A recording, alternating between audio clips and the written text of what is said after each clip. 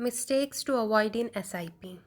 हमें क्या क्या गलतियां नहीं करनी चाहिए जिससे कि हमारे म्यूचुअल फंड के रिटर्न्स पे कोई भी नेगेटिव इम्पैक्ट ना हो। So today we will discuss about 3 common mistakes we make while doing SIP. Number 1, always invest in SIP for long term. To know about your fund manager, fund house, best time to invest in SIP. And we will also discuss about how to top up SIP and get maximum profit. Always invest in SIP for long term. SIP में हमें long term के लिए invest करना चाहिए जिससे कि हमें power of compounding का बेनिफिट मिले और जिससे हमारा रिटर्न और बेटर हो। Number second, to know about your fund manager, fund house.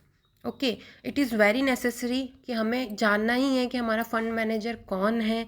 SIP में हम जब इन्वेस्ट करते हैं, इन्वेस्ट करने से पहले हमें उसके फंड हाउस, फंड मैनेजर के बारे में जानना ज़रूरी है। उस फंड मैनेजर के प्रीवियस रिकॉर्ड के बारे में हमें पता होना चाहिए। Number 3, best time to invest in SIP.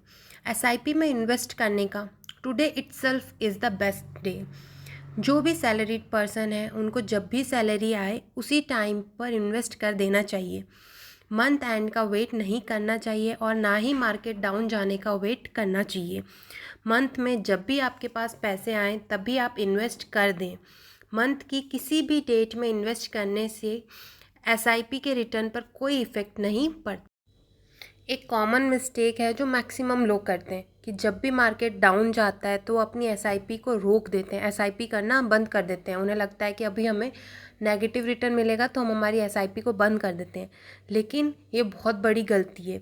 जबकि यही बेस्ट टाइम है कि जब भी मार्केट डाउन जाए तो सेम अमाउंट की एक टॉपअप एसआईपी करनी है जिससे कि हमारा रिटर्न और बेटर हो जाए, क्योंकि इंडिया एक ग्रोइंग इकोनॉमी है जिसका मार्केट लॉन्ग टर्म में अप जाएगा ही। Thank you for watching.